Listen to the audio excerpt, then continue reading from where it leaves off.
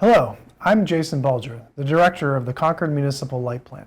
Today, I want to talk about how we've modernized our electric rates to build a more equitable, efficient, and sustainable future for our town. Starting in April 2026, we transitioned residential customers to time-of-day rates. This is a big change, and I want to be very clear about the Light Board's primary driver for this change: equity. For years, our rate structure meant that the costs of managing high-demand peaks were distributed across every user, even those who weren't contributing to those expensive peaks. Time-of-day rates fix this by ensuring that the price of electricity more accurately reflects the actual cost of providing it. It creates a fairer, more transparent system where costs are assigned at the time energy is used. This is not a sudden shift. This transition is the culmination of years of analysis and community dialogue. It responds to specific goals articulated by multiple town committees and is a central pillar of the town's climate action plan. Our community has made it clear that we want a grid that is resilient and a town that is committed to sustainability. By modernizing our rates, we are aligning our utilities operations with those long-standing community goals. This isn't just about billing, it's about signaling the value of energy at different times within a day and ensuring our grid can handle the demands we expect to see in the future. To understand why this helps, we have to look at how we buy power. When our town collectively demands a massive amount of energy at once, what we call the peak, it forces us to pay for expensive transmission and capacity contracts. Think of these like reservation fees for the power grid. When we hit high peaks, those fees can skyrocket for the entire utility.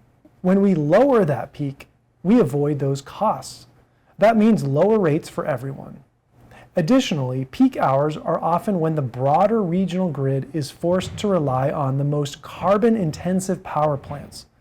By shifting our usage to off-peak hours, we aren't just saving money, we are actively choosing to use cleaner, more sustainable energy. So how does this work in practice? We have designed our rates to reflect the seasonality of our grid demand. Summer and winter demand looks very different from the demand of the milder spring and fall periods, so our rates will shift to match those realities. In April of 2026, we launched Phase 1 of Time of Day. Rates that are revenue neutral and not designed to collect $1 more than we raised the year before, assuming the same usage. It's a foundational change designed to be manageable and intuitive. Looking ahead, the Light Board has already planned a Phase 2 rollout expected in 2027. While the rates are not voted and will be dependent on revenue requirements for the plant, it is likely that peak energy pricing will go up and off-peak pricing will go down. This phased approach gives customers time to adapt to the realities of a time-of-day structure and engage tools that can help save on bills. Let's look at the numbers. This chart breaks down your rate structure by time and season. First, identify the peak rate, weekdays from 3 to 7 p.m. This is the most expensive window because it's when the grid is under the most stress. Now contrast that with the super off-peak row, 1 a.m. to 5 a.m. every day. This is your economy window. If you have an electric vehicle or a programmable water heater or a smart appliance, this is the time you want them working for you. The rates here are significantly lower. Everything else falls into our off-peak category. And you'll see our rates are further divided into standard and shoulder seasons to accurately reflect the changing costs of power throughout the year. So what does this mean for your household budget? The goal is simple. Whenever possible, avoid heavy usage during the peak window.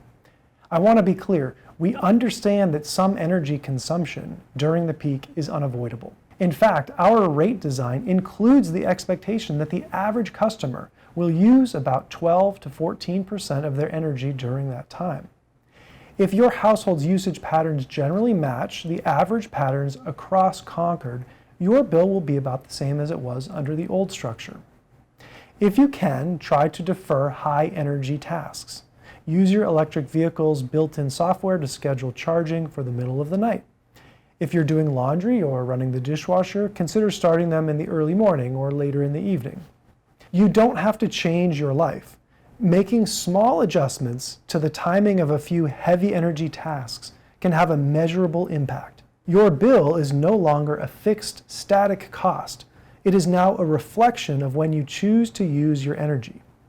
With this chart, you have a roadmap to lower your monthly expenses just by being mindful of the clock. As we close, I want to thank all of those who helped make this transition possible, from the dedicated staff at the light plant to the light board and the residents who consistently provide the feedback that informs our decisions.